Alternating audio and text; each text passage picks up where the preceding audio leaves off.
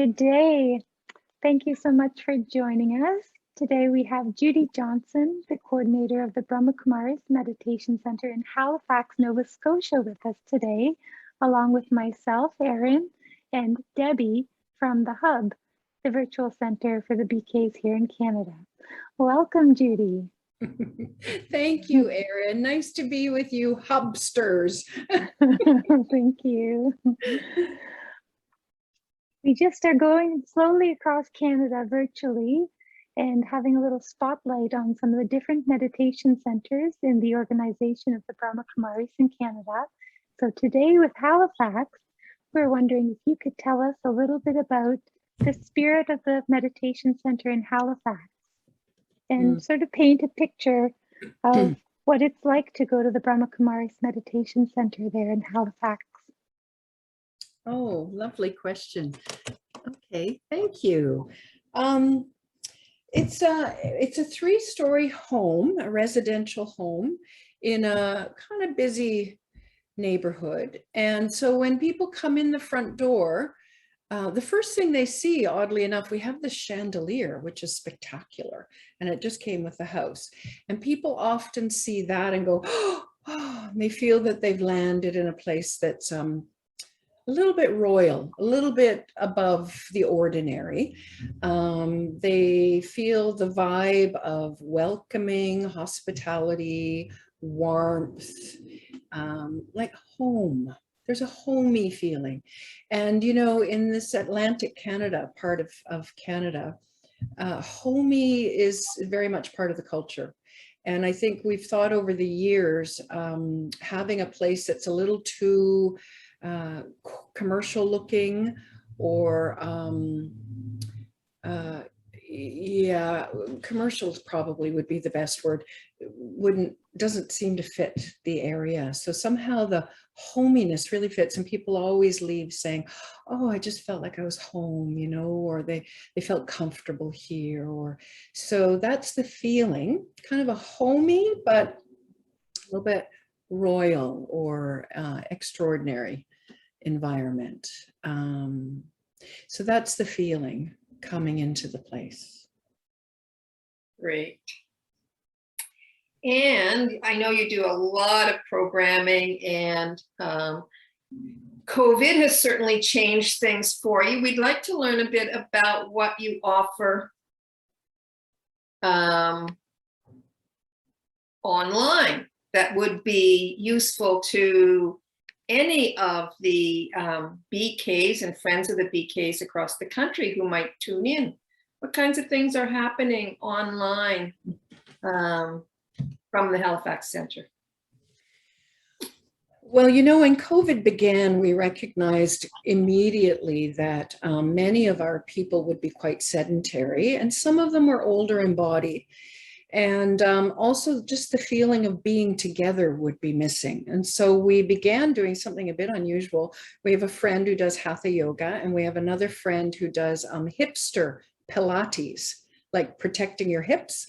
And we thought, wouldn't that be sweet? Once a week, we asked them if they would do sessions for our community, our public. And we had, oh my gosh, the first 10, I would say, we had 75 plus people, which is a big number for our little city, coming every Saturday morning for this Hatha Yoga. So I think that gives a bit of the spirit of how we operate here. As we were thinking about what do people need and how can we offer it, even if it was slightly out of our remit.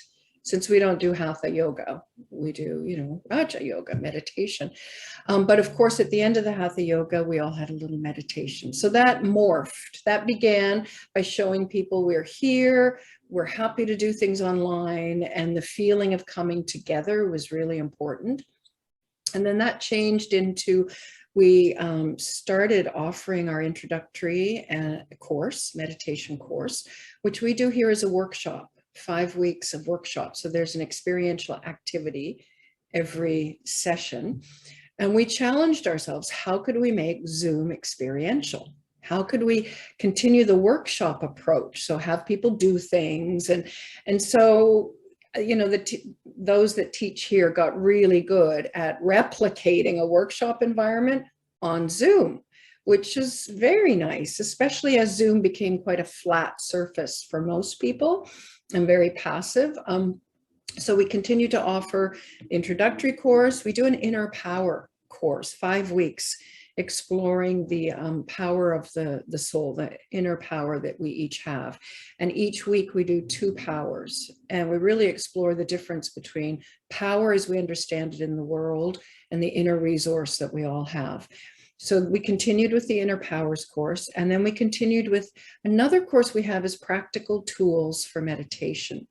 So we discover after the intro course where people learn they're a soul and they learn qualities of the soul, and it's delicious and lovely and they love it, they don't always get a meditation practice started. So we created a little course called Practical Tools for Meditation, which they take after the intro course to help them really just establish the meditation practice.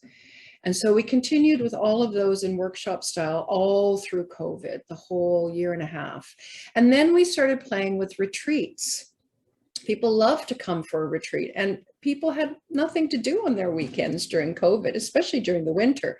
So we tried to figure out how could we have a retreat without people coming and without them spending the whole weekend on Zoom.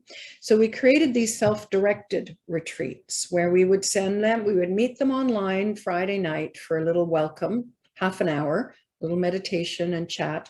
And then we would send them by email instructions like a reading, a little reflection, and an activity to do. And then we sent that again Saturday morning, something new, Saturday afternoon, something new. Saturday at tea time, the same group gathered on Zoom for an hour, and we had small group sharings. So we've been trying to be as creative as we can to carry on programming, but with the Zoom as our platform now. So those will continue. As we enter the fall, we're just planning our new programming.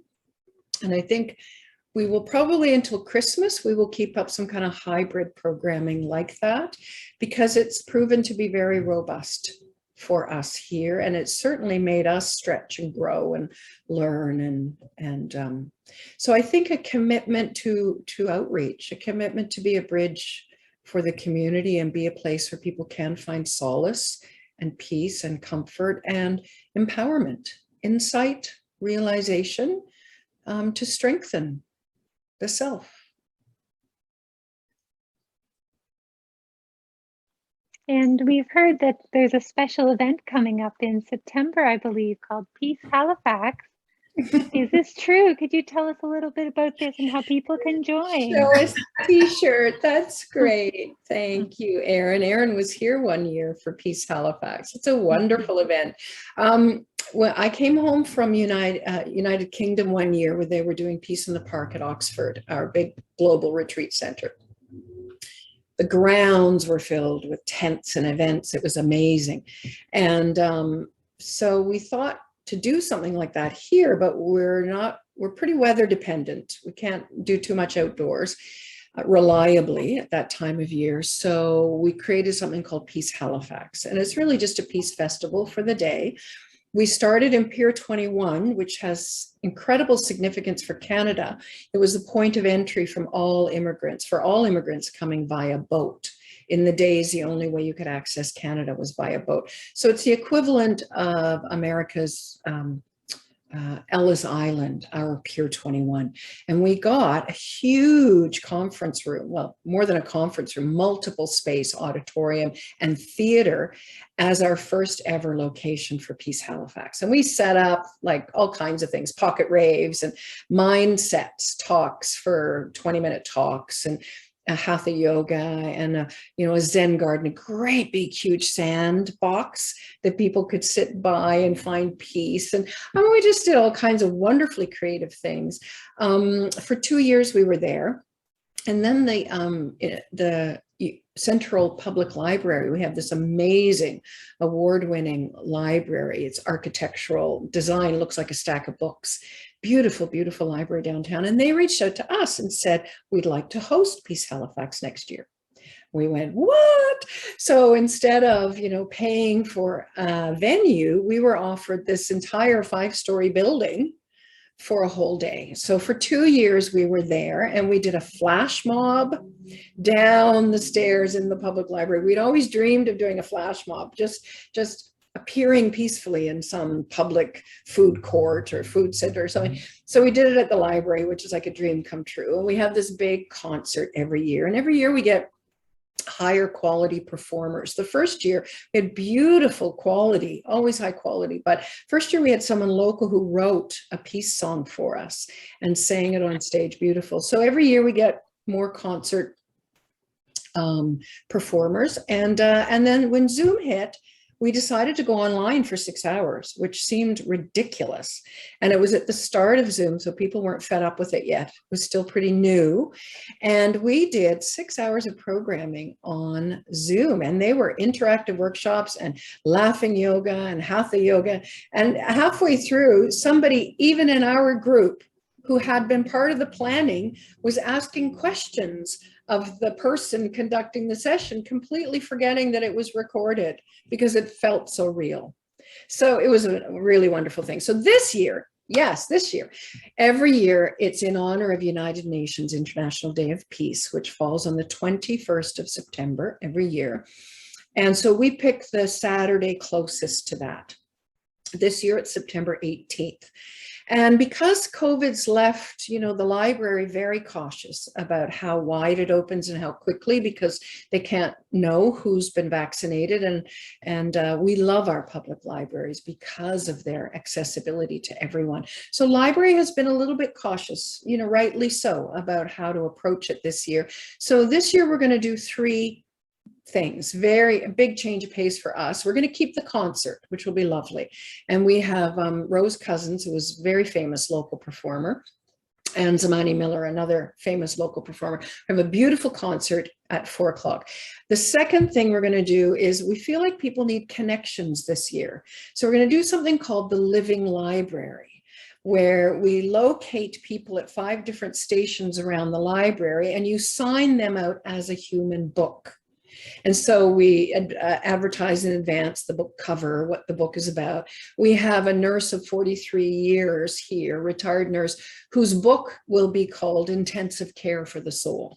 And she'll relate her experiences working in an intensive care unit and what really brings peace to people in that environment. So it'll all be peace related, but we'll have 10 different books available over a 2-3 hour period. Some of the books will be available online, but it will reduce the number of people that will be in contact with each other. So sitting nearby, so that's the second thing, is connection. And the third is cache.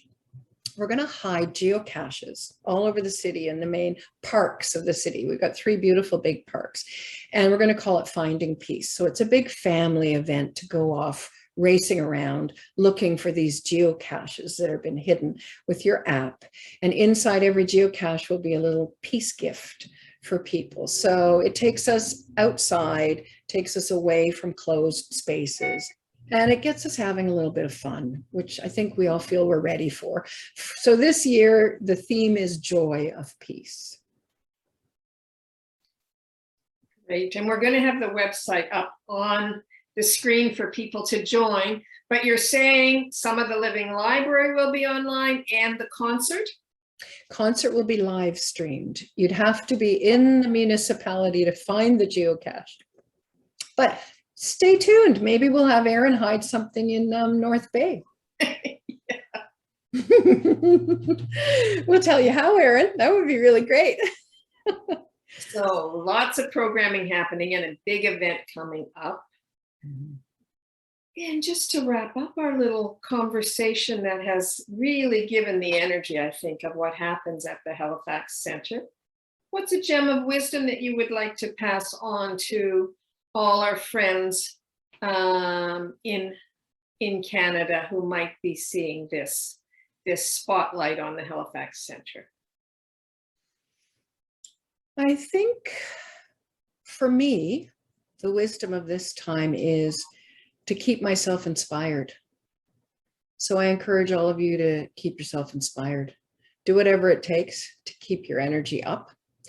And when you're inspired, add to that, learn about all the positive things that are happening around you, because there are so many people doing so many beautiful things at this time. Peace Halifax being just one thing maybe you didn't know about before this conversation.